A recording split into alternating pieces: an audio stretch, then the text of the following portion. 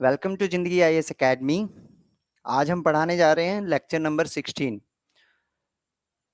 Indian constitution का ये भाग 5 है जो आज से शुरू होगा। और ये लेक्चर, ये क्लास आपकी इतनी इंटरेक्टिव होने जा रही है, आपको इतना मजा आएगा और इतने डाउट्स आपके क्लियर होंगे आज, क्योंकि आज हम चुनने जा रहे हैं अपने प्रेसिडेंट को।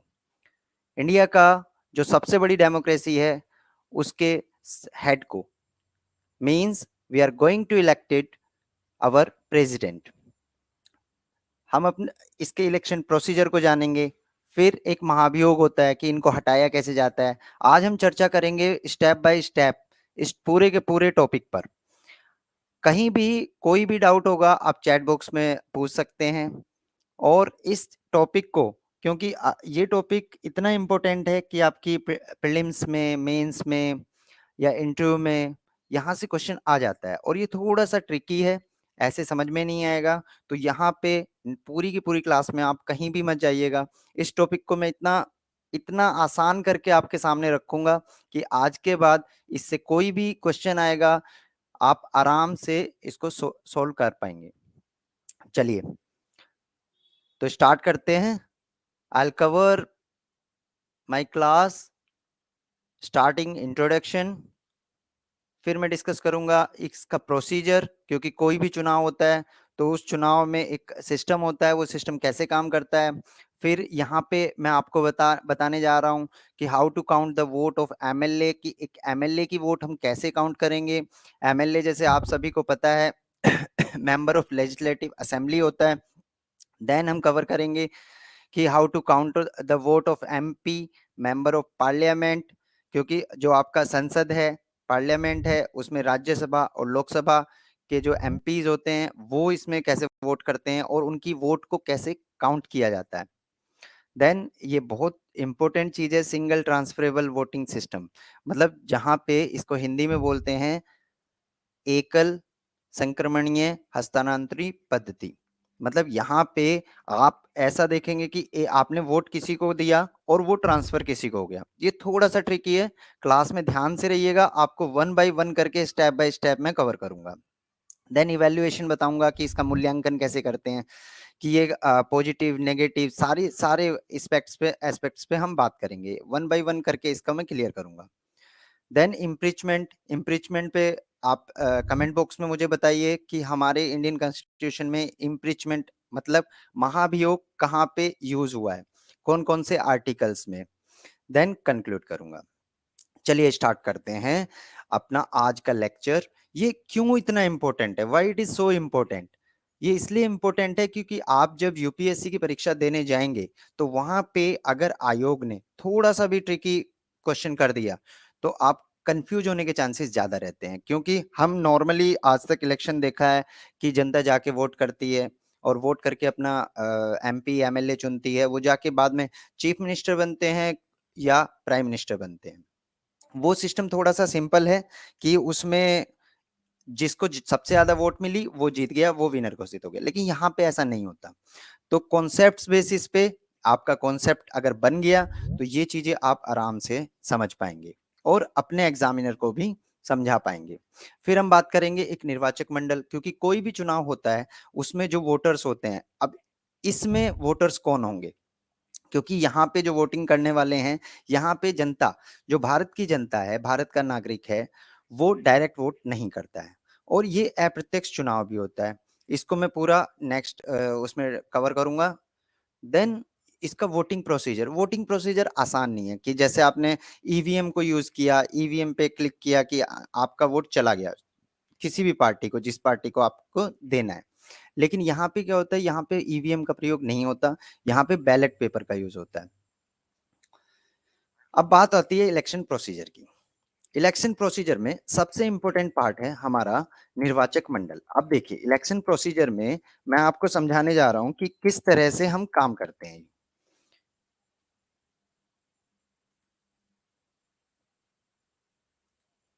ध्यान से देखिएगा, यहाँ पे आपको सारी चीजें समझ में आएंगी। कोई भी होता है तो उसमें सबसे पहले हम बात करते हैं कि कितने बहुमत पे, बहुमत मतलब किस तरह से वोटिंग होगी। मतलब यहाँ पे ये आपका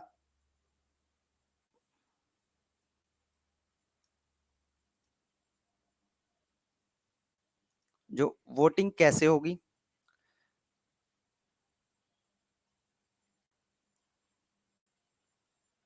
देन इसके प्रोसीजर को हम जानेंगे कि प्रोसीजर कैसे होता है। प्रोसीजर में सबसे पहले एक निर्वाचक मंडल होता है जिसकी मैंने बात की। अब निर्वाचक मंडल जो सदस्य यहाँ पे वोट कर रहे हैं, अब उस निर्वाचक मंडल में कौन होगा। अब ये ध्यान दीजिए, यहाँ पे निर्वाचक मंडल होता है एक एमपी एंड दूसरा पार्ट होता है एमएलए। इसका सबसे इंपॉर्टेंट ध्यान रखना कि जो भी इसमें वोट करेगा वो वोट निर्वाचित होना चाहिए। मतलब दो तरह के आपको एमएलए एमपी मिलेंगे। एक होते हैं आपके इलेक्टेड, मतलब जिसको बोलते हैं हम निर्वाचित, और दूसरा पार्ट होता है इसका नॉमिनेटेड, मतलब जिसको नॉमिनेशन दिया जाए, मतलब नॉमिनेट करते हैं हमारे, वो आपके संसद में भी होता है। इसको दूसरे पार्ट को बोलते हैं आपके मनोनीत। ध्यान दीजिएगा क्योंकि कुछ भी स्किप हुआ तो आपको समझ में नहीं आएगा। तो हमने जाना ये दो तरह की, मतलब की वाइज मैं आपको क्लियर करता चलूंगा, कोई भी डाउट होगा तो आप पूछ सकते हैं उसमें। देन अब एमपी, एमपी कहाँ होते हैं, एमपी होते हैं हमारे संसद में। जैसे संसद हमारी तीन चीजों से बनी है, प्रेसिडेंट, आपके लोकसभा और आपका राज्यसभा। अब लोकसभा में भी दो तरह के एमपी होंगे, एक होंगे आपके इलेक्टेड, एक होंगे नॉमिनेटेड।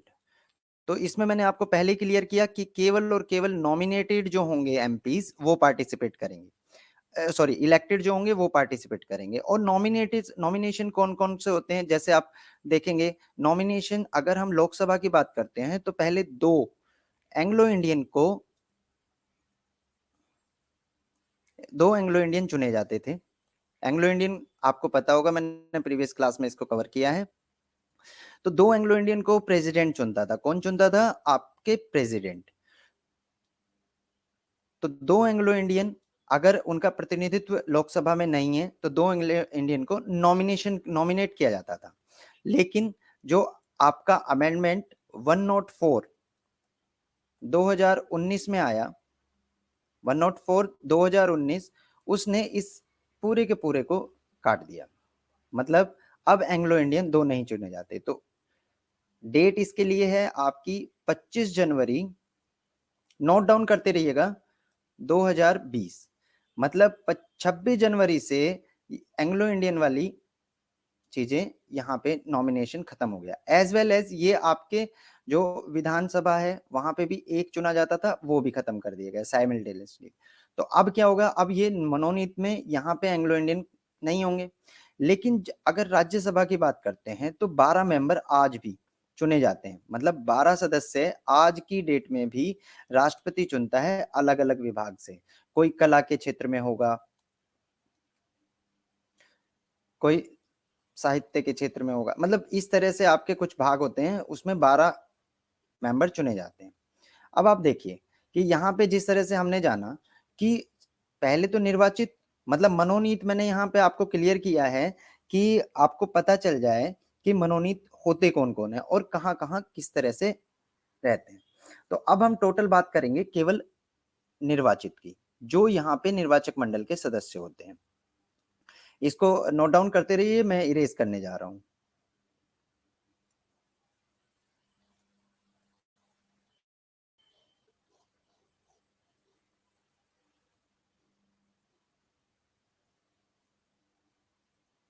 अब मतलब जिसकी भी बात करेंगे हम, नॉमिनेशन मैंने आपको समझा दिया, नॉमिनेटेड कोई भी मेंबर इसमें पार्टिसिपेट नहीं करेगा। इसमें जो पार्टिसिपेट करेंगे केवल और केवल इलेक्टेड करेंगे। तो संसद में इलेक्टेड की बात करें तो लोकसभा और राज्यसभा, इसके जो एमपी है, मेंबर ऑफ पार्लियामेंट, वो इसमें निर्वाचक मंडल के पार्ट होंगे। अब एमएलए की बात करें तो एमएलए कहाँ होते हैं, आपके विधानसभा में। एमएलए आपके विधान परिषद में भी होते हैं। तो यहाँ हम विधान परिषद की बात ही नहीं कर रहे, क्योंकि विधान परिषद के सदस्यों को इसमें पार्टिसिपेशन का मौका नहीं दिया जाता। तो अब हमारे पास कौन बचा? लोकसभा और राज्यसभा के एमपी और विधानसभा के मेंबर ऑफ लेजिस्लेटिव असेंबली के जो एमएलए हैं। अब उसमें आपके एमएलए अगर देखेंगे आप, तो जितने भी राज्य हैं, मतलब कुल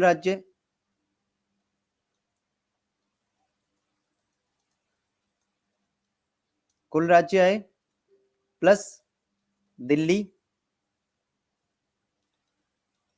पुडुचेरी और जम्मू कश्मीर, क्योंकि यहां भी विधानसभा का प्रावधान किया गया है। तो यहां इनके एमएलए और कुल राज्य के एमएलए, तो सारे के सारे इस निर्वाचक मंडल के सदस्य होंगे। तो निर्वाचक मंडल में आप अगर देखेंगे, तो मैं एक नॉर्मल डायरेक्ट अब बता रहा हूं कि कौन कौन होगा। MP plus MLA state plus Delhi, Puducherry और जम्मू कश्मीर, इन 3 जगह से। तो अब आपको यहाँ पे निर्वाचक मंडल पता चल गया कि निर्वाचक मंडल कौन सा होगा। तो यहाँ पे हमने जाना कि निर्वाचक मंडल, जिस तरह से मैंने आपको बताया कि निर्वाचक मंडल में जो आपका निर्वाचक मंडल का में सदस्य कौन कौन होगा, जो निर्वाचक मंडल वाला आपका क्लियर हो गया पॉइंट। नेक्स्ट, इसमें वोटिंग प्रोसीजर कैसे होगा? तो सबसे पहले इसमें वोटिंग प्रोसीजर जो किया जाता है वो इनडायरेक्ट किया जाता है। जिस तरह से जनता, आम जनता एक एमएलए को चुनती है, एक एमपी को चुनती है, यहाँ पे ऐसा नहीं होता। यहाँ पे आपके द्वारा चुने गए प्रतिनिधि जो रहते हैं, वो प्रतिनिधि जाके चुनते हैं आपके प्रेसिडेंट को। क्योंकि उसका मैं बताऊंगा जब इवैल्यूएशन करेंगे क्यों ऐसा है, क्यों डायरेक्ट इलेक्शन नहीं किया गया, प्राइम मिनिस्टर में क्यों डायरेक्ट किया गया, इसके पॉजिटिव पॉइंट्स, इसके नेगेटिव पॉइंट्स जब हम इवैल्यूएशन करेंगे तब मैं इसको बताऊंगा। तो अगर देखिए, अब थोड़ा सा नोट डाउन भी कीजिए साथ के साथ में कि निर्वाचक मंडल के सभी सदस्य एक एक वोट डालते हैं। मतलब यहाँ पे क्या हुआ, यहाँ पे अगर देखेंगे इनडायरेक्ट सिस्टम हो गया पहली चीज। बैलेट बैलेट पेपर मैं आपको बता चुका हूं कि यहाँ पे ईवीएम का इस्तेमाल नहीं किया जाता है, यहाँ पे बैलेट पेपर यूज किया जाता है। कैसे किया जाता है वो भी मैं आपको बताऊंगा। हमने निर्वाचक मंडल क्लियर कर लिया कौन कौन से इसमें मेंबर्स होंगे। MP MLA only elected members होंगे। दिल्ली, पुडुचेरी एंड जम्मू कश्मीर, इन तीनों में भी विधानसभा का प्रावधान किया गया है। तो इन तीनों के भी जो एमएलए होंगे वो इसमें पार्टिसिपेट करेंगे। कौन पार्टिसिपेट नहीं कर रहा है, क्योंकि आपका क्वेश्चन आ सकता है ऑब्जेक्टिव में, कौन कौन पार्टिसिपेट नहीं कर रहे हैं। उसमें 4 ऑप्शन आपको मिल सकते हैं कि जैसे विधान परिषद के एमएलए, राज्यसभा के 12 मनोनीत सदस्य, तो ये नहीं नहीं इलेक्टेड, ये निर्वाचक मंडल का पार्ट नहीं होते। निर्वाचक मंडल का पार्ट केवल और केवल जो निर्वाचित एमपी एमएलए हैं, वो केवल जो इलेक्टेड हैं। ठीक है, तो आपने लिखा था अभी निर्वाचक मंडल के सभी सदस्य एक एक वोट डालते हैं। अब एक एक वोट जब डालेंगे तो यहां से अब जीरो से समझा रहा हूं मैं, तो बिल्कुल बेस बना के कि आपको आगे इस टॉपिक से रिलेटेड कोई भी प्रॉब्लम ना आए। तो एक एक वोट डाला, मतलब हमने जैसे कहा सिंगल ट्रांसफरेबल, मतलब एक आदमी एक ही वोट डालेगा। ठीक है, अब सपोज करो, ध्यान दीजिए,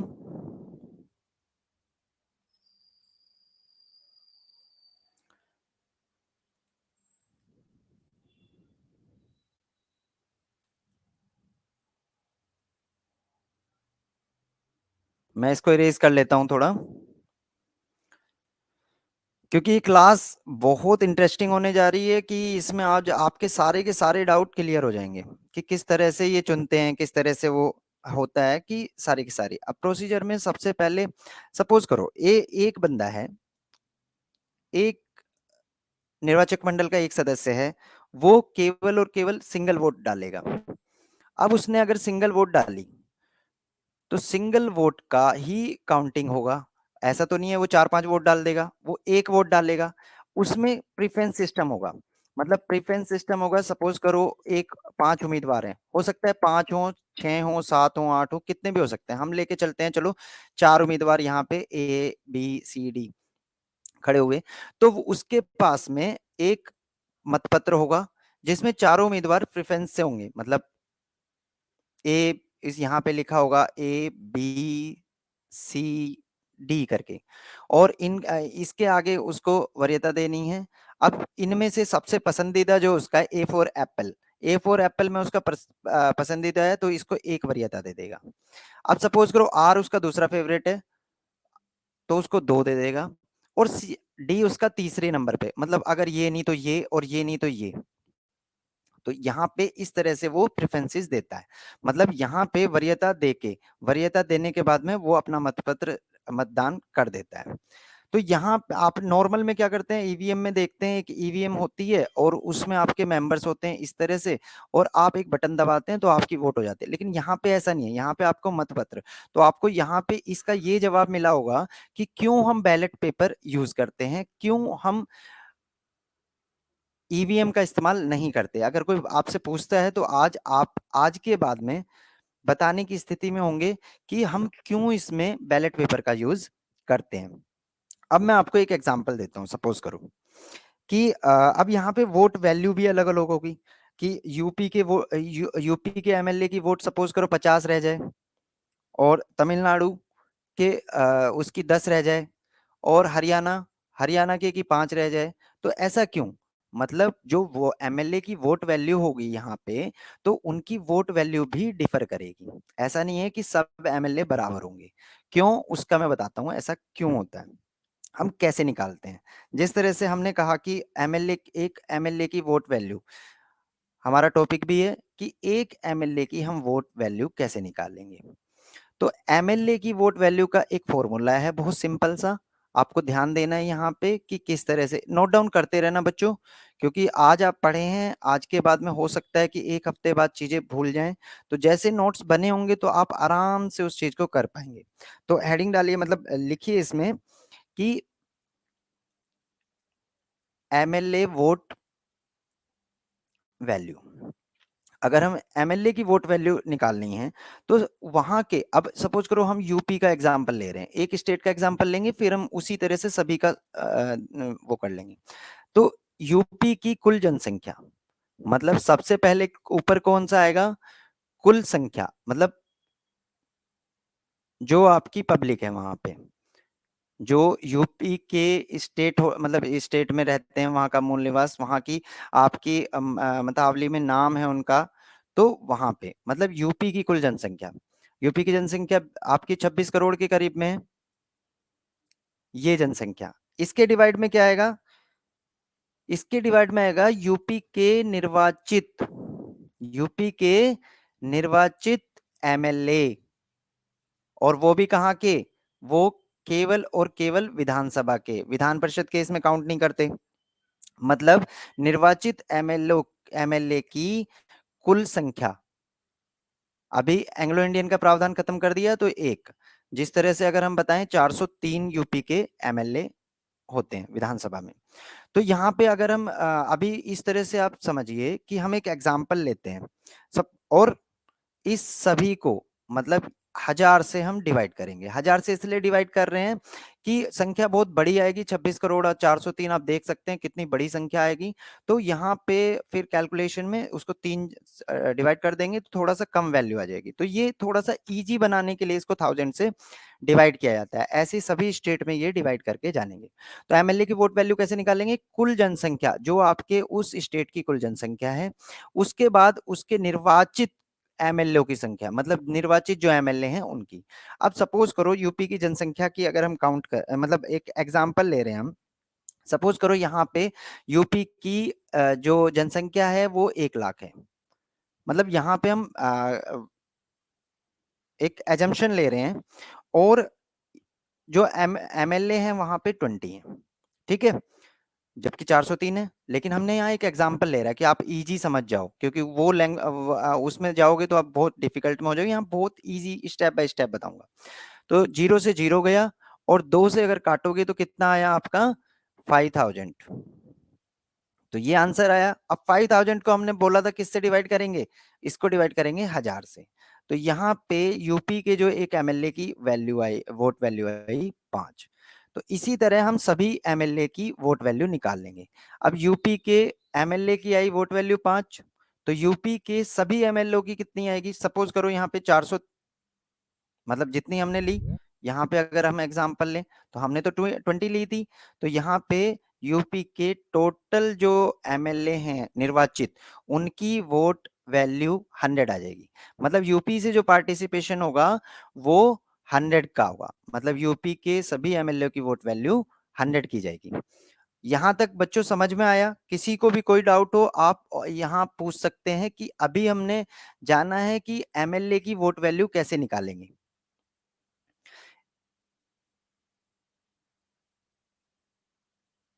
आवाज आ रही है मेरी बिल्कुल सही?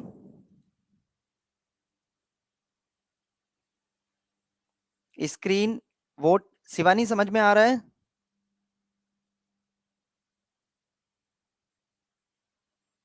शिवानी आवाज आ रही है मेरी?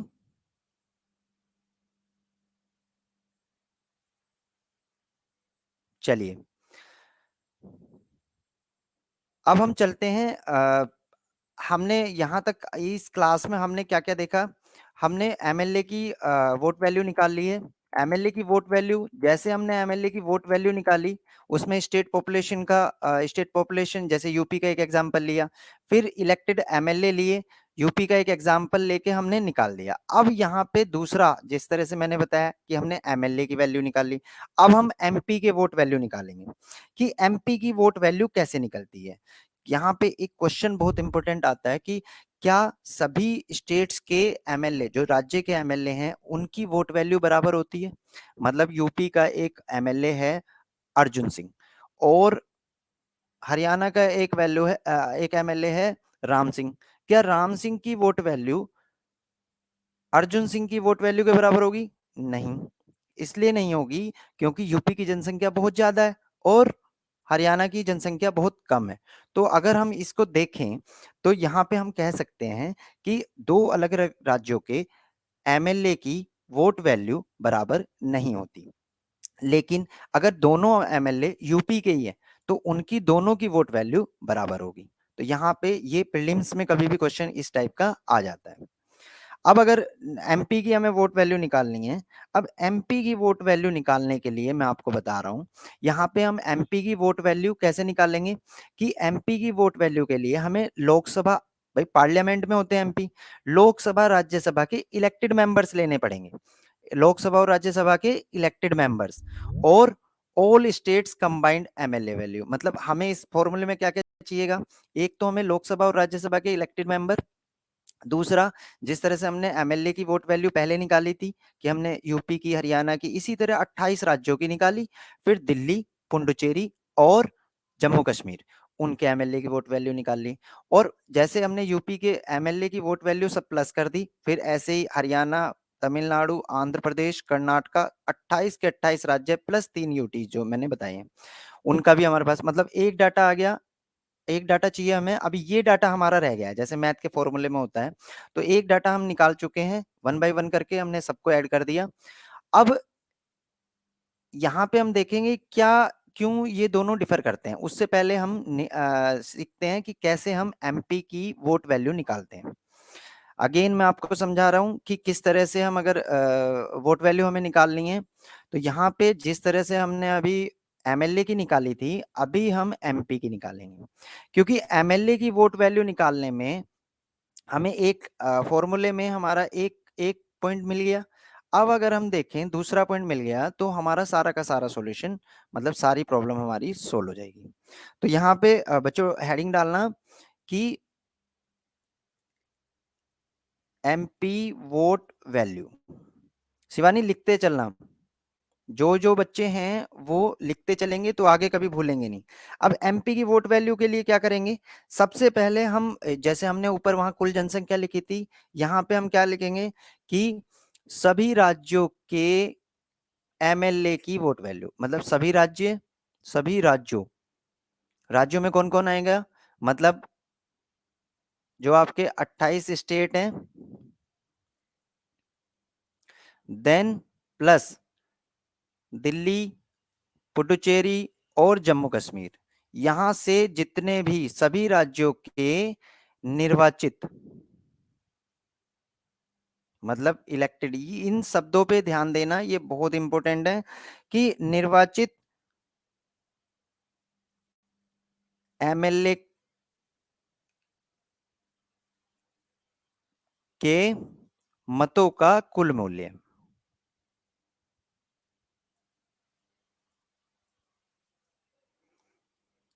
इसको डिवाइड करेंगे हम किससे? इसको डिवाइड करने जा रहे हैं जो हमारे निर्वाचित एमएलए हैं उनकी संख्या से। तो हमारे निर्वाचित एमएलए हैं, जितने भी आप सब काउंट करोगे, निर्वाचित एमएलए की संख्या से।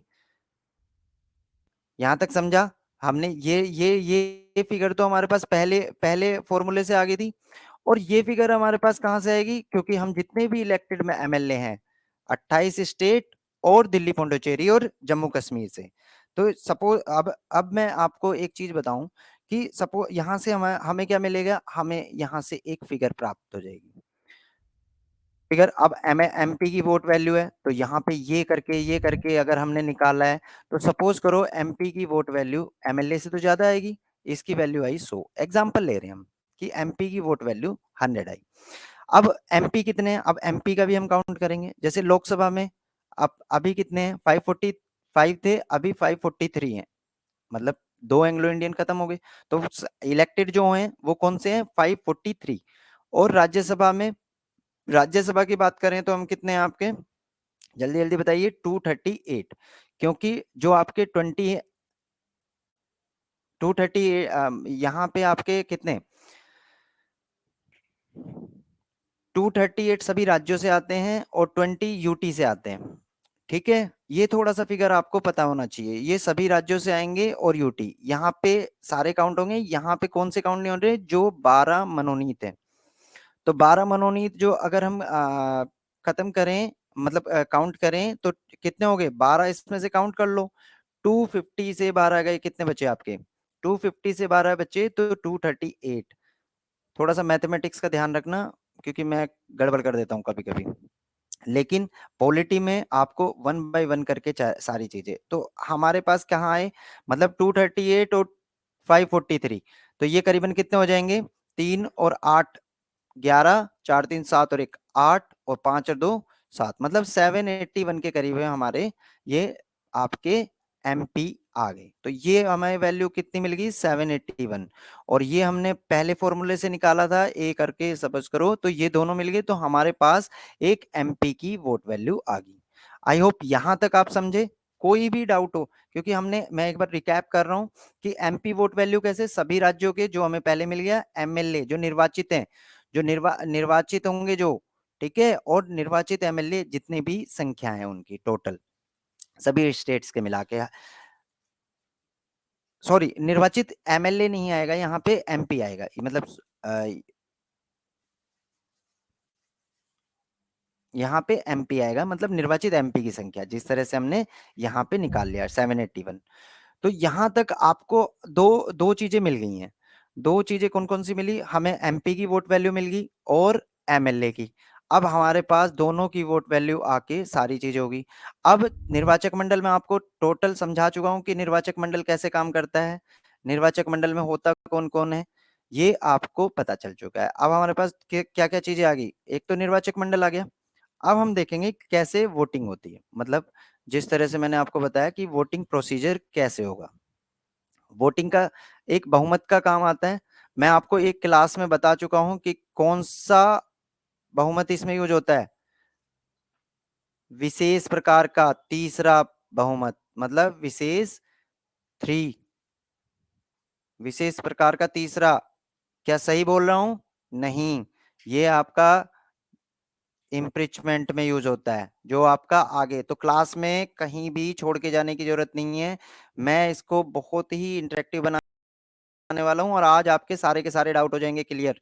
तो क्लास में ध्यान देना है, वरना इसी तरह की गलतियां आपकी हो जाएंगी। ठीक है, तो अभी हम कैसे करते हैं? इसमें बहुमत होता है नॉर्मल, मतलब यहाँ पे हम किसकी करेंगे? साधारण बहुमत, मतलब इस तरह से, मतलब अगर वो करें हम, तो इसमें हमें काउंट करना है कितने पे बहुमत मिलेगा। बहुमत मिलेगा, हमने जैसे सपोज करो निर्वाचक मंडल में 1000 सदस्य हैं, मैं एक एग्जांपल ले रहा हूँ। 1000/2, मतलब जितने आपके सदस्य हुए उतने, मतलब जो वोटर्स हैं आपके, +1, मतलब सपोज करो तो यहाँ पे आंसर आ गया 501। मतलब हम अगर किसी भी उम्मीदवार को 501 वोट मिल जाते हैं, वो बन जाता है भारत का प्रेसिडेंट। मतलब आपने अभी तक सीख लिया कैसे चुनेंगे।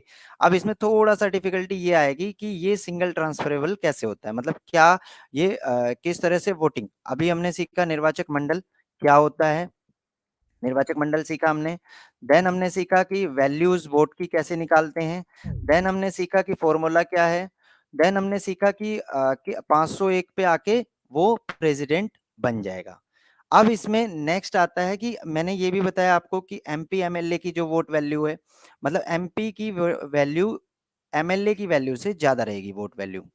तो यहाँ पे आपकी जिस तरह से हमने बताया कि एमपी की वोट वैल्यू हमने काउंट कर चुके हैं, यहाँ पे इलेक्टेड मेंबर्स ओनली काउंट होंगे। ऑल स्टेट कंबाइंड एमएलए की वैल्यू हमने निकाल ली। देन यूपी एमपी दिल्ली हमने सबका एमएलए के लिए एग्जांपल दिया था, तो एमएलए की वैल्यू से ज्यादा एमपी की होगी। क्यों? क्योंकि एक एमएलए जो कंस्टिट्यूंसी होती है एमएलए की, वो एक छोटी होती है और एमपी की ज्यादा।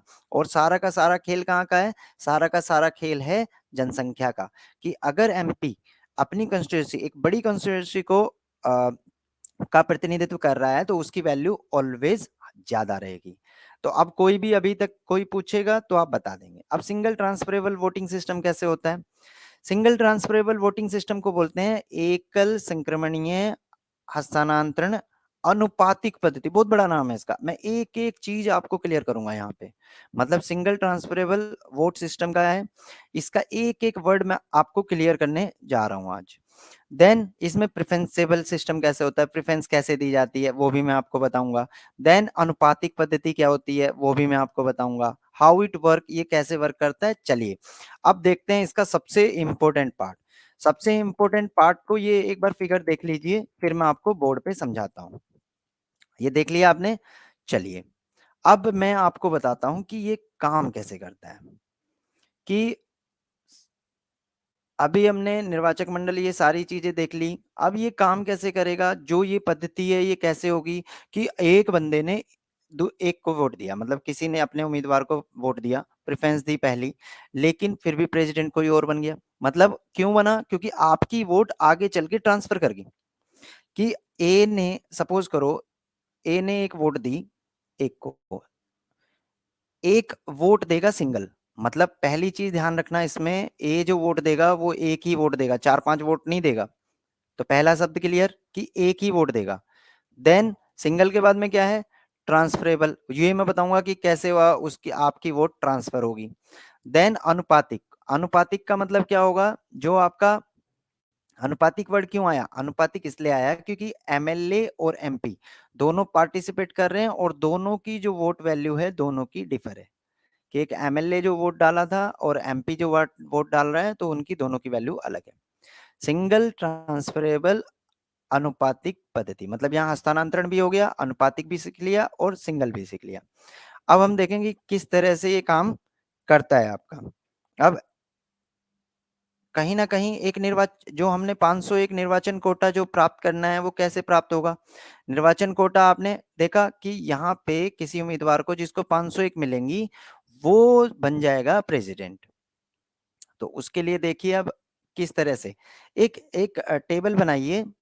जैसी टेबल मैं बना रहा हूं आपको पूरी की पूरी समझ में आएगी। थोड़ा सा मेरे ड्राइंग अच्छी नहीं है क्योंकि साइंस का और वो भी मैथ्स के स्टूडेंट्स जो रहते हैं उनकी थोड़ी सी, लेकिन लाइन आज अच्छी खिंच रही है। तो बच्चे एक और मैं आपको बताऊं इसी बीच में, एक तो पहले ऐप्स इंस्टॉल कराओ, जितने अपने आपके फ्रेंड्स हैं, जितना भी है, चैनल को हमारे सब्सक्राइब करिए, क्योंकि यहाँ पे सब कुछ फ्री ऑफ कॉस्ट पूरा का पूरा आपको कोर्स मिल रहा है। इतने इंपॉर्टेंट टॉपिक इतने अच्छे तरीके से कवर कराए जा रहे हैं और पूरा सिस्टमेटिक होगा। थोड़ा सा प्रॉब्लम्स अप्स डाउन चलते रहती हैं चीज़ों में कि जो हमारी क्लासेस, क्योंकि ऐप का डेवलपमेंट चल रहा है, ऐप पे कंटेंट अपलोड हो रहा है, तो थोड़ा सा आपको पेशेंस रखना पड़ेगा। लेकिन जैसे ही आप पेशेंस रखेंगे, आपको आगे चल के उसमें बेनिफिट होगा। चलिए अब हम देखते हैं कि ये आपका जो प्रोसीजर है, वोटिंग प्रोसीजर, वोट कैसे करते हैं। अब वोट करना है किसी को, अब बैलेट पेपर तो है नहीं यहाँ पे। यहाँ पे समझिए, एक आपको एक पेपर मिलता है ऐसा, बैलेट सॉरी ईवीएम तो यहाँ पे है नहीं, बैलेट पेपर है। यहाँ पे आपको मिलेंगे उम्मीदवारों के नाम और आपको वहां पे देनी है उनकी प्रेफरेंस। सपोज करो 5 है, मतलब ए बी सी डी और ई, तो इसको आपने 1 दे दिया, इसको 2 दे दिया, इसको 3 दे दिया, इसको 4 दे दिया, इसको 5 दे दिया, इस तरह से। तो इस तरह से वोटिंग करेगा एक सदस्य। अब यहाँ पे हम इसको मैं ऐसे समझाता हूँ। एक है apple, B for banana, C for cat, D for doggy, E for elephant. जंगल का चुनाव है ये, और इसमें एप्पल भी उम्मीदवार है, बॉल भी, कैट भी, डॉग भी और एलिफेंट भी। अब चुना वोटर है हमारे पास, एक एग्जांपल ले रहे हैं हम, सपोज करो कि 1000, हमने उसी को लेके चल रहे हैं, तो इससे ही समझना। अब सपोज करो सबसे पहले वोटर 1 आया। अब वोटर 1 के पास में 5 उम्मीदवार हैं। यहाँ पे उसने प्रेफरेंस देनी शुरू करी, इसको 1 दी, इसको 2 दी, इसको 3 दी, इसको 4 दी, इसको 5। ध्यान दीजिएगा, बहुत माइन्यूट है ये, आज समझ में आ गया, किताब में से कहीं समझ में नहीं आएगा ये। इसने वोट दे दी। अब आए उम्मीदवार मतलब वोटर दूसरा। अब उसके पास भी ऐसे ही था, उसने 1 यहाँ दी, 2 यहाँ दी, 4 यहाँ दी, 5 यहाँ दी और 3, इसी तरह से। फिर वोटर 3 आए, वोटर 3 ने भी 5 दे दी, 1 दे दिया, 2 दे दिया, 3 दे दिया और 4 दे दिया। इसी तरह चलते चलते चलते चलते 1000 वोटर ने वोट कर दी, क्योंकि वोट करने वाले कौन है? 1000। अब 1000 वोटों ने, जब 1000 बंदों ने वोट की, तो यहाँ पे 1000 वोट पड़ गई सबको, अलग अलग प्रेफरेंस से। अब यहाँ काउंटिंग शुरू होगी। काउंटिंग कैसे होगी? मतलब इसको बोलते हैं फर्स्ट काउंटिंग। मतलब फर्स्ट काउंटिंग की जाएगी। अब फर्स्ट काउंटिंग में 1000 मतपत्र जब खोले गए, बुक्स को खोला गया और कट ऑफ मेरिट 501 है। कट ऑफ मेरिट ध्यान रखना है, यहाँ पे कट ऑफ मेरिट है हमारी 501। 501 जिसको मिलेंगे, जैसे ही मिलेंगे वो जीता घोषित कर दिया जाएगा। तो 501 से, जैसे एग्जाम में आपका कट ऑफ मेरिट होता है ना कि इतने % पे पास होना है, तो यहाँ पे 501 वोट चाहिए एक उम्मीदवार को। अब यहाँ पे वो क्या करेगा, यहाँ पे आप देखिए कि जो सबसे पहले फर्स्ट काउंटिंग में पहली वरीयता वालों को चेक करा जाएगा। अब पहली वरीयता में सपोज करो यहाँ पे इनको 480 मिले, ठीक है। या अगर हम एग्जांपल लें छोटा सा, कि इनको मिले, इजी में आपको समझाऊं अगर, तो इनको मिले सपोज करो 400, ठीक है। इनको मिले 200, 600 हो गए। फिर 150, 150 और 100 हो गए ना पूरे 1000। 400, 200, 600, 300, 900 और 1000, 100। मतलब ये 1000 वोट हुई। मतलब फर्स्ट प्रेफरेंस पे ए था जिसको 400 वोट मिली, यहाँ पे फर्स्ट प्रेफरेंस में बी 200 मिली, इस तरह से सीक्वेंस वाइज आ गया। अब यहाँ पे कोई भी ये कोटा प्राप्त करने में कामयाब नहीं हो पाया, तो जब काउंट नहीं, कामयाब नहीं हो पाया, तो अब सेकंड काउंटिंग होगी। ये आता है, थोड़ा सा ध्यान दीजिएगा, यहाँ पे समझने की कोशिश कीजिएगा। अब सेकंड काउंटिंग में भी अगर पूरी नहीं हुई, तो हम थर्ड काउंटिंग पे जाएंगे। तब तक चलेंगे जब तक हमारी वोट बैंक पूरा नहीं हो जाता, मतलब 501 का आंकड़ा हम नहीं छू पाते। अब अगर सेकंड काउंटिंग हुई, तो सेकंड काउंटिंग में जो सबसे कम वोट प्राप्त करता है उसको हम भगा देंगे, कि जो भैया हाथी भैया आप चले जाओ, भगा देंगे। लेकिन जाते जाते एक चीज ध्यान रखना, अपना जो वोट बैंक है वो हमें दे देंगे। तो यहाँ पे जो ई का वोट है वो अब ट्रांसफर हो जाएगा बाकी बच्चों में। तो किस तरह से ट्रांसफर होगा, इसीलिए मैं कहता हूं ये हस्तांतरणीय है। यहाँ पे जब ट्रांसफर हुआ, ध्यान देना कि 100 वोट है, अब 100 वोट ट्रांसफर हो रही है। अब सेकंड की बात कर रहे हैं, तो जो भी इन 100 वोट निकाली गई, डब्बा खोला गया, जब डब्बा 100 का खोला गया, तो उसमें हम देखेंगे कि इनमें बटेंगी, तो ये 100 वोट बटेंगी। और यहाँ पे देखना है कि सेकंड प्रेफरेंस किसको किसको दिया है। भाई फर्स्ट प्रेफरेंस तो 100 के 100 में ई की है। अब इसकी सेकंड प्रेफरेंस जो है वो किसको कितने मिले हैं। सपोज करो इन 100 में 60 वोट इसको मिल गए, मतलब ए सेकंड प्रेफरेंस पे है इसकी, 20 इस पे है, 10 यहाँ पे है और 10 यहाँ पे है। मतलब ये 100 वोट हमने बांट दी सेकंड में। अब यहाँ पे अब कितना हो गया ए का, 460, 220, इसका 160। सपोज करो यहाँ पे अगर 12 मिली और इसको मिली 8। ये पता है ये क्यों क्यों होता है कि अगर बराबर हो गए तो कैसे होगा। तो उसमें मैं इवेल्युएशन पे बताऊंगा कि किस तरह से होता है। तो यहाँ पे 162 हो गया सपोज करो, और यहाँ पे 158। अब ये भैया बचे, अब ये सबसे कम मिले थे इनको। तो अब नेक्स्ट यहाँ भी अभी भी हमारा 460 होके भी 501 नहीं प्राप्त करते। तो अब यहाँ थर्ड काउंटिंग होगी। अब थर्ड काउंटिंग में क्या किया जाएगा, इनको हमने बाहर कर दिया। अब इनकी जो वोट है वो इन तीन में बढ़ जाएंगी। कौन सी वोट, ये 150 है वोट। तो 150 वोट में आपने आपकी फर्स्ट प्रेफरेंस भी 150 पे, सेकंड प्रेफरेंस 8 बंदों ने दिया है आपको। तो अब ये थर्ड प्रेफरेंस पे हम काउंट करेंगे, मतलब इन जो आपकी वोट्स हैं 158, इन 158 में थर्ड प्रेफरेंस किसकी थी, मतलब थर्ड प्रेफरेंस। अब सपोज करो 158 में आपकी 50 जो थी वो ए को मिल गई, ठीक है। और जैसे ही ए को मिली, इनमें हमने जो बाकी बची थी 152 वो हमने इन पे काउंट कर ली। तो यहाँ पे हमारा कितना हो गया, 460 और 50, मतलब यहाँ पे हमारा 510, मतलब ये ए उम्मीदवार जीता घोषित कर दिया जाएगा, क्योंकि इसने जादुई आंकड़े को छू लिया। तो इस तरह से वोटिंग यहाँ पे होती है काउंट। इसके फैक्ट्स हैं कि किसको निर्विरोध चुना गया, किसके में आज तक एक ही बार सेकंड काउंटिंग हुई है, मोरारजी देसाई के टाइम पे। और चीजों का नॉर्मली इतने उम्मीदवार रहते हैं और इस हिसाब से रहते हैं कि फर्स्ट काउंटिंग में ही एक उम्मीदवार घोषित कर दिया जाता है, क्योंकि जो एमपी आ रहे हैं, एमपी वोट कर रहे हैं, एमपी की वोट वैल्यू भी ज्यादा। अगर कोई सरकार जैसे बीजेपी का एग्जांपल लें तो पूर्ण बहुमत से आए, तो वो ज्यादा ऑफिसली रहेंगे लोकसभा में, राज्यसभा में भी कुछ पावर्स रहेंगी। तो अगर स्टेट में है तो ये चीजें, लेकिन यहाँ पे एक सबसे बड़ी चीज है कि कभी कभी ऐसा होता है कि अगर फर्स्ट में और सेकंड में बहुत कम वोट्स का अंतर है, तो फर्स्ट चॉइस होते हुए भी वो हार जाता है, और सेकंड चॉइस होते हुए लोगों की सेकंड पसंद होते हुए भी वो जीत जाता है। तो ये थोड़ा सा इसका सिस्टम का है। मैं एक बार रिकैप कर रहा हूँ कि A B C D E 5 उम्मीदवार, ये वोटर 1000 तक वोट किया, 1000 बंदों ने वोट किया, प्रेफरेंस दी सबकी। फिर हमने इसमें काउंट किया कि किस तरह से हमने सब 1000 वोटों में मतपत्र खोला, किसी को 400 किसी को 200, लेकिन 501 जो निर्वाचक कोटा था वो नहीं मिला। देन सेकंड काउंटिंग होगी, सेकंड काउंटिंग के लिए जो सबसे कम वोट प्राप्त की थी उसकी हमने इसमें ट्रांसफर कर दी। देन थर्ड में जिसने, फिर थर्ड में इसको भगाओ और इसकी वोट काउंट करो। जब तक 501 वाला कोटा नहीं प्राप्त कर पाता तब तक ये चीजें चलती रहेंगी।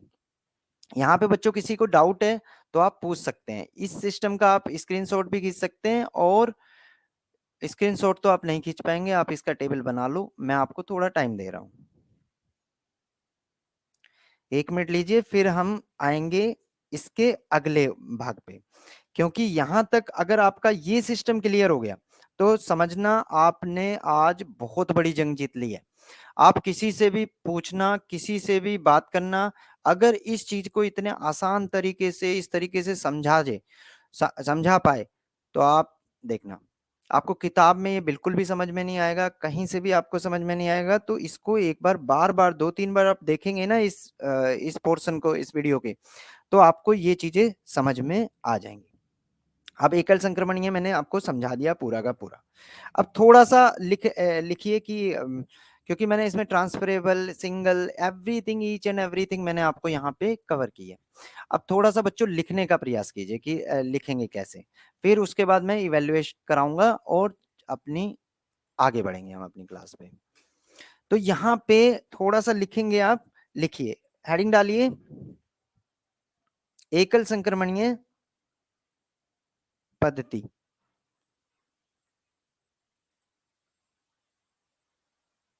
एकल संक्रमणीय पद्धति, अब आप इसमें जब डालेंगे, लिखिए, हमारे संविधान में, हमारे संविधान में एकल संक्रमणीय हस्तांतरण पद्धति का प्रावधान किया गया, जिसमें जिसमें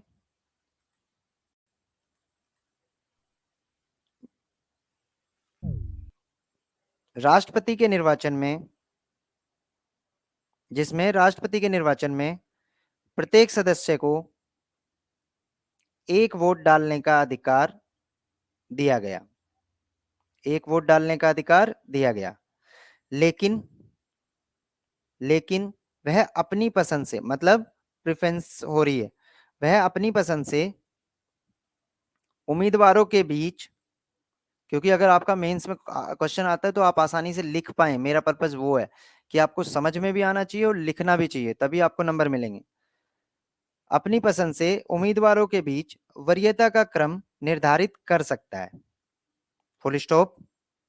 जिसमें जिसमें वरीयता के बाद वरीयता के बाद उम्मीदवारों में मतों को बांट दिया जाता है, मतलब ट्रांसफरेबल सिस्टम जो मैंने बताया, बांट दिया जाता है यदि, कोमा लगा के, किसी को यदि किसी उम्मीदवार को निर्वाचन कोटा प्राप्त हो जाता है तो वह जीता घोषित हो जाता है। अगर किसी को 501 मिल गई, मतलब मैं एग्जांपल लिया था, अगर वो उतना, मतलब टोटल बाई 2+1, अगर इतना मिल जाता है उसको, तो उसको जीता घोषित कर दिया जाता है। यदि किसी भी उम्मीदवार को निर्वाचन कोटा प्राप्त नहीं होता तो जिसे प्राप्त मतों का मूल्य, अगर किसी को प्राप्त नहीं हुआ तो जिसे प्राप्त मतों का मूल्य सबसे कम होता है, सबसे कम होता है, उसको दौड़ से बाहर कर दिया जाता है।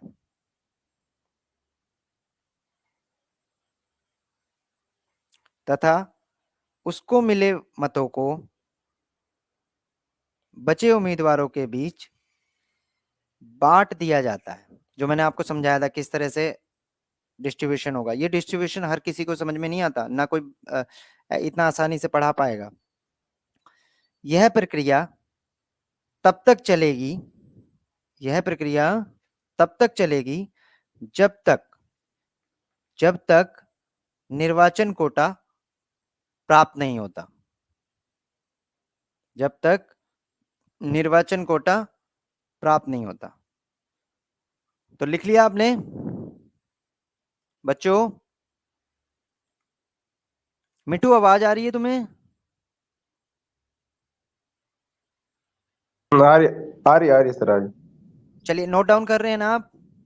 जी जी। हाँ। तो कोई क्वेश्चन है, कोई डाउट है, आप पूछ सकते हैं, फिर हम आगे चलेंगे अभी इवैल्यूएशन में कि मेंस में किस तरह से नहीं सर, क्वेश्चन आ। कोई डाउट नहीं है। समझ में आ गया ना आपको? हाँ, आ गया। चलिए,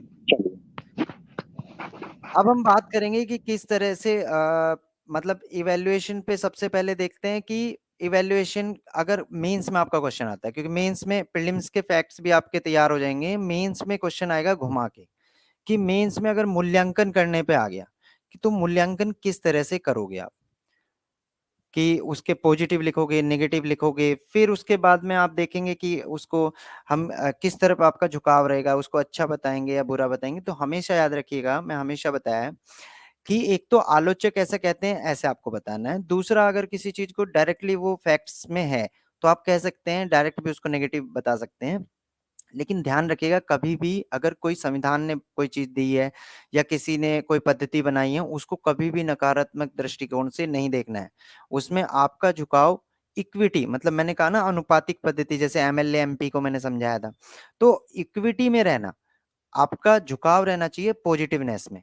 हमेशा जो भी पॉलिसी आए या कुछ भी आए, अगर मूल्यांकन कहीं भी कर रहे हैं तो वहां पे कहीं ना कहीं आप पॉजिटिवनेस में मतलब पॉजिटिवनेस में आपको रहना है।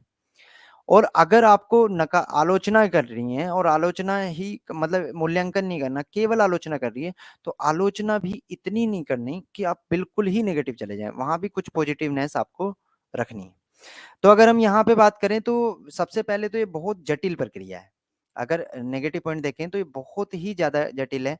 आपको एक आईएएस का जो एस्पिरेंट है उसको समझाने में इतनी, वो समझने में इतनी दिक्कत आती है, टीचरों को समझाने में इस टॉपिक को इतनी दिक्कत आती है, तो ये कितनी जटिल होगी। अब एक मजदूर, एक किसान, एक अशिक्षित बंदा जो वोट, अगर उसको कहा जाए कि भैया डायरेक्ट वोट करो ये प्रेसिडेंट के इलेक्शन में, उसको समझ में आएगा? अगर मैं यहीं बच्चों से बहुतों से पूछूं कि यूएस प्रेसिडेंट का कैसे इलेक्शन होता है, तो आप बंदा आईएएस बन भी जाता है, और अगर उससे पूछो कहीं ना कहीं डाउट रहता है कि यूएस में प्रेसिडेंसी इलेक्शन कैसे होता है, तो वहां भी बैलेट पेपर का इसीलिए यूज किया जाता है कि वहां पे वरीयता क्रम में और इन चीजों में इसी पद्धति का यूज होता है।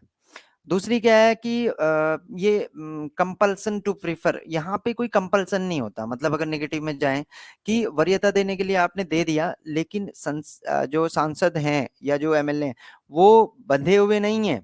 वो हो सकता है कि मान लो 50 उम्मीदवार खड़े हो गए, अब भैया वो 50 को नहीं देते, वो 2 4 3 में प्रेफरेंस दे दी और छोड़ दिया उन्होंने।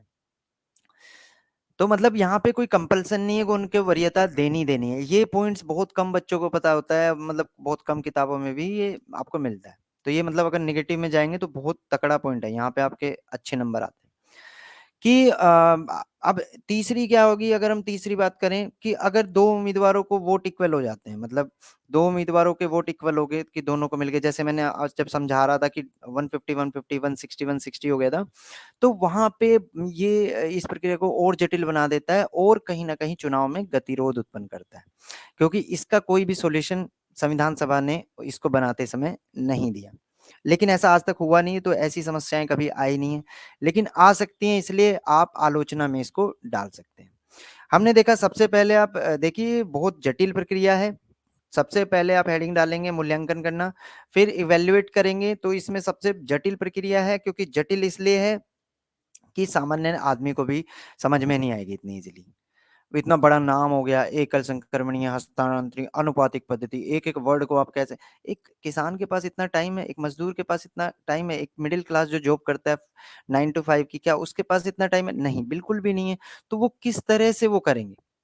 तो दूसरा पॉइंट मैंने आपको बताया था कि इनके अगर उम्मीदवारों के बीच में वरीयता का जो क्रम है वो अनिवार्य नहीं है। अब कौन कौन सांसद, मान लो 50 बंदे हो गए, तो इसीलिए ध्यान रखना कि यहाँ पे एक वो होता है कि जमानत जब्त जो होती है ना, कि उसको 25,000 कर दिया 15,000 से, तो ये चीजें क्यों बढ़ा रही है मतलब जो अमेंडमेंट्स आ रहे हैं वो इसलिए आ रहे हैं कि जब ज्यादा पैसा लगेगा तो फालतू के उम्मीदवार इसमें उम्मीदवारी के लिए नहीं आएंगे, तो कम से कम रहेंगे तो इजी कॉन्सेप्ट होगा। जितने ज्यादा हो जाएंगे इसमें उतना ही गतिरोध आएगा और उतना ही मतलब प्रॉब्लम्स आएंगी। ठीक है, तीसरा मैंने बताया कि दो उम्मीदवारों को अगर वोट इजी इक्वल हो जाते हैं मिले हुए, तो वहां पे कहीं ना कहीं इसमें गतिरोध उत्पन्न हो जाता है और इसका कहीं भी सॉल्यूशन नहीं है। तो यहाँ तक आपको मतलब यहाँ पे आपने इसका नेगेटिव लिख दिया। अब इसके अगर पॉजिटिव करोगे तो कहेंगे कि जटिल तो है लेकिन इतनी जटिल नहीं है, आप अगर समझना चाहें तो समझ सकते हैं। और बैलेट पेपर को इसमें यूज करके बहुत इजी करा है, क्योंकि अगर ईवीएम का इस्तेमाल करेंगे तो वहां पे ऐसा ऑप्शन देने में बहुत ही डिफिकल्टीज आएंगी। दूसरी चीज क्या है कि अगर आप इसमें कहेंगे कि क्यों ये अप्रत्यक्ष है, प्रत्यक्ष नहीं है, क्योंकि एक जो इनको यहाँ पे सिंबॉलिक माना गया है हमारे प्रेसिडेंट को। अगर एक जनता प्राइम मिनिस्टर को भी चुन रही है और जनता आपके प्रेसिडेंट को भी चुन रही है, तो कहीं ना कहीं उनके हितों का टकराव होगा, कहीं कहीं पॉलिसी नहीं बन पाएंगी और हमारे देश का विकास में अवरोधक साबित होंगे। तो इसीलिए इन्होंने बहुत दूरदृष्टि के साथ में जो हमारी संविधान सभा ने काम किया कि ये सॉल्यूशन दिया। और जो ये इफ वोट इक्वल, सो अगर ऐसी इक्वलिटी आती, आज तक तो आई नहीं है कभी, 70 साल से वोट हो रही है, 70 80 साल, 70 साल हो गए आपके, 75 हमने अभी मनाई है 2022 में। तो अगर मान लो हम ऐसी चीजें कर रहे हैं तो आज तक तो कोई डिफिकल्टी आई नहीं है, और नॉर्मली एक बार सेकंड काउंटिंग हुई है, फर्स्ट काउंटिंग में ही। और अगर ऐसा आता है तो भविष्य में मतलब संसद को, मतलब पार्लियामेंट को कोई ऐसे इसका सॉल्यूशन निकालना चाहिए, क्योंकि आज हम स्थिति में ऐसी हैं कि हम तकनीकी का इस्तेमाल कर सकते हैं, विशेषज्ञों को बिठा के काम कर सकते हैं, तो ये चीजें मतलब सोल्व की जा सकते हैं। तो मतलब आंसर जो होगा आपका, इनको थोड़ा सा काट के और चीजों का, लेकिन ये बहुत बेहतर पद्धति है। और इसमें कभी कभी ऐसा होता है, क्योंकि इसमें अगर आप जो फर्स्ट पोस्ट सिस्टम है जिसमें आपका एक एमएलए या एमपी चुना जाता है, वहां पे प्रॉब्लम कहाँ आती है? वहां पे ऐसा होता है कि हम कहते हैं प्रतिनिधित्व कर रहा है भारत का, आई सपोज करो 100% पॉपुलेशन में कितने लोग हैं जो वोट करते हैं, मतलब कितनी परसेंट वोटर्स हैं। अब इस चीज को एक थोड़ा सा कॉन्सेप्ट में आपको यहाँ पे समझाता हूँ कि आप कहीं भी लिख पाएंगे। और किसी को अगर कोई बोलता है कि भाई हमने प्राइम मिनिस्टर में इतनी ऐसी पद्धति क्यों नहीं अपनाई, क्वेश्चन तो कहीं से भी आ सकता है ना, और किसी भी टाइप का कोई बच्चा भी पूछ सकता है आपसे, आपके जो फ्रेंड्स हैं वो भी पूछ सकते हैं। और अगर मेंस परीक्षा में आपका क्वेश्चन आया था तो आपका आंसर एक इतना परिपक्व होना चाहिए कि आप उसका उत्तर इतना लिखें कि एग्जामिनर को नंबर देने पे मजबूर होना पड़े। तो देखिए, अगर हम प्रत्यक्ष चुनाव की बात करते हैं जिस तरह से, तो प्रत्यक्ष चुनाव में क्या होता है कि 100% वोट जनसंख्या अगर मान मान लें हम, तो 100% में से वोटर अगर सपोज करो 70% वोटर है, ऐसा तो नहीं है 100% कुछ बच्चे भी हैं, तो 70% वोटर है, तो यहाँ पे 70% लोगों का प्रतिनिधित्व कर रहा है भाई, यहाँ से हमारा प्राइम मिनिस्टर बनता है, वो भारत का प्रतिनिधित्व कैसे कर रहा है। अब 70% वोटों में से भी सपोज करो देखा होगा 60 to 70% वोटिंग होती है। अब जब 60 to 70% में से भी एक पार्टी को सपोज करो 32 तो बहुत ज्यादा बोल रहा हूँ, 20 22, क्योंकि इतनी सारी पार्टियां हैं ना हमारे देश में, तो 20% या 22% वोट मिलके भी वो विनर हो जाता है। यहाँ तो ऐसा है ना कि जिसको जितनी ज्यादा वोट मिली, वो वोट परसेंटेज तो देखा नहीं जाता, वोट परसेंटेज कम हो ज्यादा हो कोई नहीं, जिसको सारे उम्मीदवार जिसके जीत गए, चाहे एक एक वोट से चाहे दो दो वोट से, तो कहीं ना कहीं ये कहने को एक प्रत्यक्ष मतलब प्रतिनिधित्व करता है पूरे देश का। लेकिन ये जो इतने लोग हैं, मतलब जो 30% तो यही है, क्या पता वो उस बंदे को नहीं चुनना चाहते, तो ये कहीं ना कहीं इसका है। और अप्रत्यक्ष में क्या है, अप्रत्यक्ष में ऐसा है कि हमने एक निर्वाचक मंडल बनाया, तो निर्वाचक मंडल में सभी के सभी को वोट ही करते हैं, मतलब वहां पे जितने भी हैं, तो और जो भी चुन के आ रहे हैं, मतलब 100%, और जो भी चुन के आ रहे हैं वो वोट कर रहे हैं।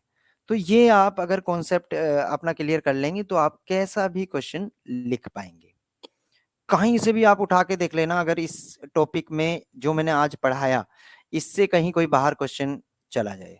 तो बच्चों, मैंने कुछ पूछा था आपको क्लास स्टार्ट होने पे कि जो आपका इम्पीचमेंट है, इम्पीचमेंट आपके संविधान में कौन कौन से कितनी बार यूज हुआ है और कितने आर्टिकल्स में है। मिट्टू बताओगे कौन कौन से आर्टिकल में है ये?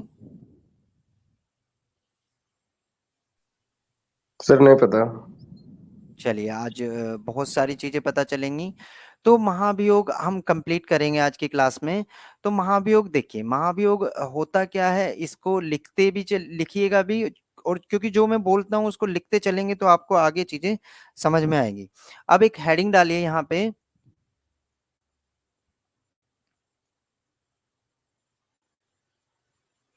अब हमने चुन तो लिया, अब हम भैया बहुत बड़ा काम करने जा रहे हैं, हम इसको हटाने भी जा रहे हैं कि किस तरह से ये हट हटाया जा सकता है।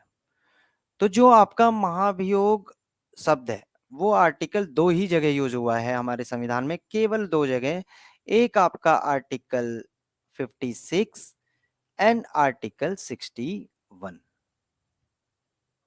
मतलब कहाँ पे यूज हुआ है ये आपका? सबसे पहले काम किसके लिए आता है, मतलब प्रेसिडेंट को हटाना है, मतलब उसके पद से। तो पद से हटाना, जब चुनना इतना मुश्किल है, तो हटाना उससे भी ज्यादा मुश्किल होगा। हटाना तो मतलब एक इम्पॉसिबल टाइप से है, मतलब चीजों में। और ये कहाँ से लिया हमने? ये लिया है हमने यूएसए से। तो दोनों में डिफरेंस भी बताऊंगा कि क्या डिफरेंस है यहाँ पे। तो जो यहाँ पे किया जाता है प्रयोग, इसमें कौन कौन से आर्टिकल मैंने बताया आपको? आर्टिकल 56 और आर्टिकल 61।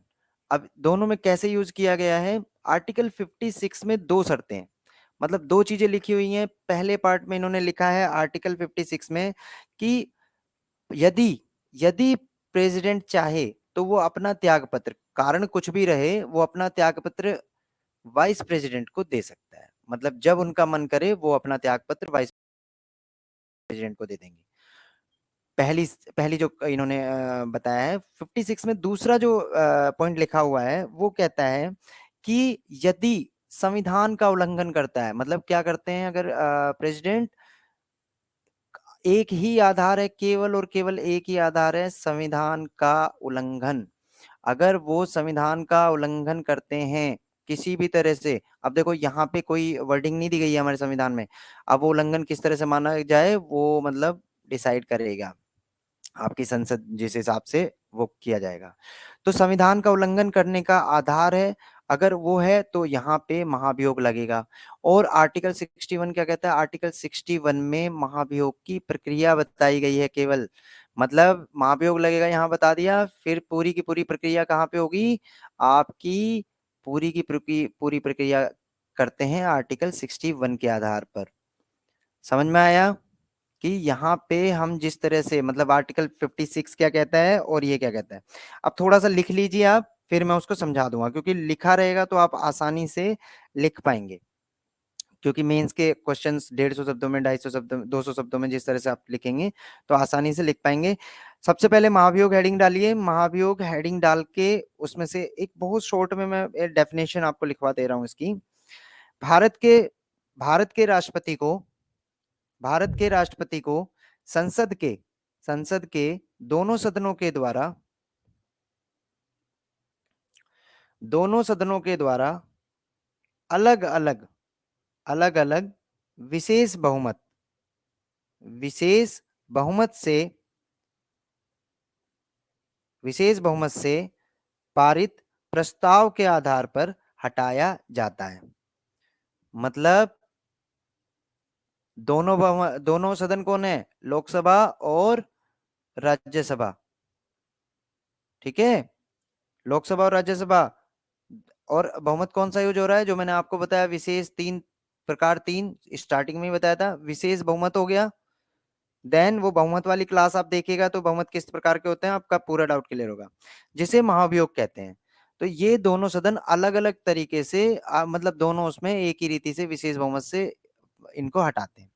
अब जिस तरह हमने सीखा कि भैया चुनने में एक निर्वाचक मंडल था, अब यहाँ भी एक निर्वाचक मंडल होगा। अब निर्वाचक मंडल में कौन होगा? यहाँ पे ध्यान देना, यहाँ पे अगर इनके निर्वाचक मंडल की हम बात करते हैं तो इनके निर्वाचक मंडल में कौन कौन पार्टिसिपेट करता है? आपका चुनने में कौन थे? विधानसभा के एमएलए थे ना। तो इनको कहा भैया अब आप बैठो घर, महाभियोग में आपकी कोई भी जरूरत नहीं है। जब चुनेंगे हम अगले 5 नया राष्ट्रपति, तब आ जाना, तब आपको हम इनविटेशन देंगे। तो एमएलए तो गए, अब केवल और केवल बचे एमपी। अब एमपी में पहले में क्या था? इलेक्टेड, इलेक्टेड तो ले लिए, चलो इलेक्टेड तो आते ही हैं, और नॉमिनेटेड भी। तो ध्यान रखा कि यहाँ पे इलेक्टेड और नॉमिनेटेड दोनों को। अब क्वेश्चन बहुत ट्रिकी आ जाता है कि कौन से इसके महाभियोग में पार्टिसिपेट करते हैं। तो महाभियोग में पार्टिसिपेट करने के लिए एमपी इलेक्टेड और सेलेक्टेड दोनों ही आ गए भाई। कहीं तो आपको नॉमिनेशन को, वरना उनको रखा किस लिए है? अगर उनको कहीं भी पार्टिसिपेट नहीं कराओगे तो आप क्या करोगे फिर?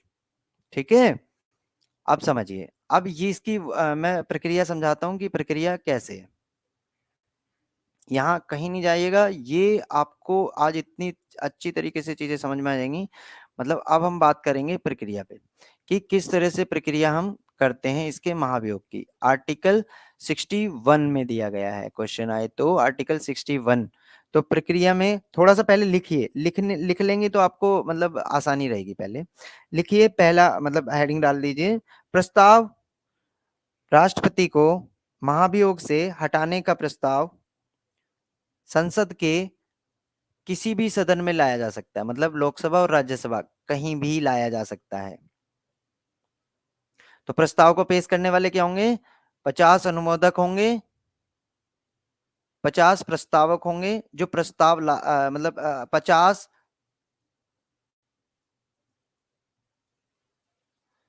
प्रस्तावक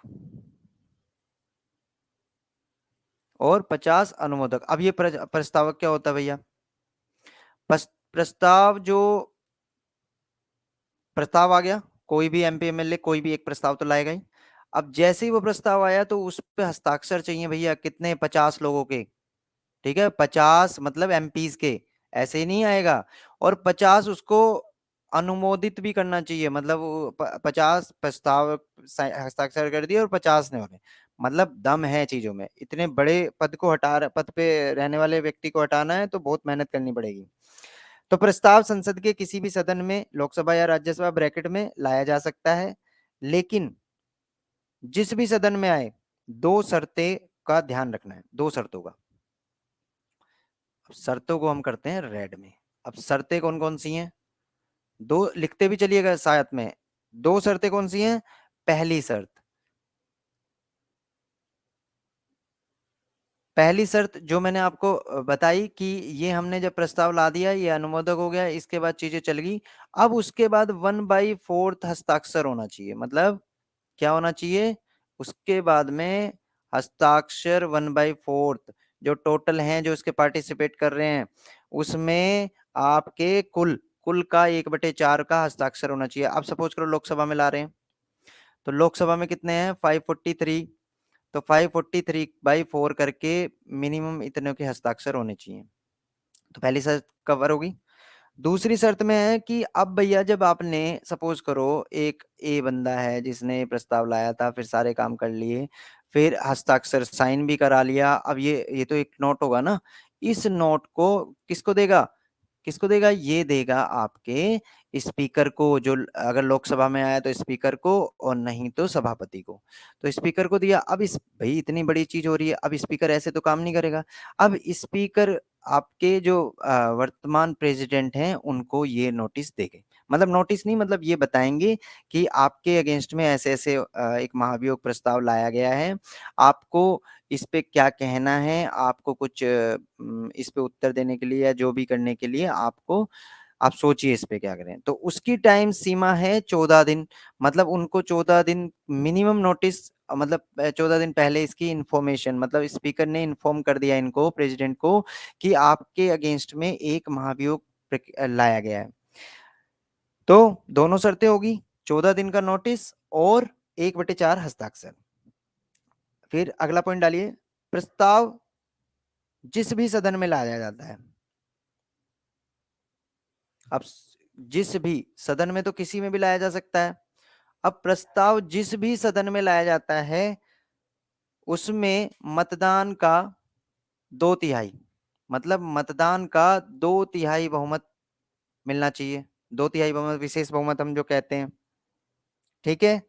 और दूसरे सदन में भी सेम प्रोसीजर फॉलो होना चाहिए, मतलब जो बहुमत 2/3 बहुमत से पास होना चाहिए। 2/3 बहुमत में पूरा समझा चुका हूं, बहुमत वाली क्लास देखिएगा, आपको A to Z एक एक चीज समझ में आएगा।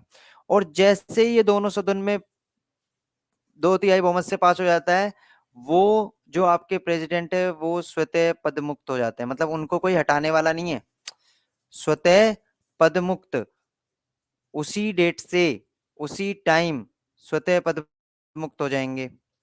ठीक है, तो ये आपको सारी की सारी चीजें आज समझ में आई। बहुत इंपॉर्टेंट टॉपिक था ये। आप क्लास 2 बार देखिए, 3 बार देखिए, तभी आपको चीजें समझ में आएंगी। तो ध्यान रखिएगा किस तरह से चीजें होंगी। और एक चीज और मैं बता रहा हूँ, हमारे यूट्यूब पे भी, यूट्यूब पे चैनल को सब्सक्राइब कीजिए। हमारी ऐप है प्ले स्टोर पे, जिंदगी आईएएस एकेडमी, अपने दोस्तों को कराइए जिनको मतलब जो अफोर्ड नहीं कर सकते इतनी हाई फीस। जिंदगी आईएएस एकेडमी प्ले स्टोर पे आप सर्च मारिए, आपको मिलेगी, देन इंस्टॉल करिए, रजिस्टर कराइए और हमसे जुड़िए। तो आज का टॉपिक इतना इम्पोर्टेंट था, आपको आई होप आपको समझ में आया होगा। कोई भी डाउट है, ये रिकॉर्डेड में भी हमारी ऐप में चला जाएगा, आप इसको आराम से देख सकते हैं, हमारे टेलीग्राम चैनल पे, हमारे फेसबुक पेज पे, हमारे इंस्टा पेज पे इसका सारा का लिंक मिल जाएगा। आप यूट्यूब चैनल पे हम करके नेक्स्ट 1 घंटे के अंदर ये अपलोड हो जाती है क्लास। रेगुलर क्लासेस चलेंगी, 9:30 बजे से क्लासेस हैं, तो आप ध्यान दीजिए। इसी के साथ आज की क्लास में अगर कोई डाउट है तो बच्चों पूछ सकते हैं आप, अदरवाइज मैं क्लास को वो ग्रुप चैट में भी आप पूछ सकते हैं, कि ग्रुप चैट में अगर आपको कुछ पूछना है तो आप कुछ भी पूछ सकते हैं। चलिए, टेक केयर, बार बार देखिए तभी आपको ये चीजें समझ में आएंगी।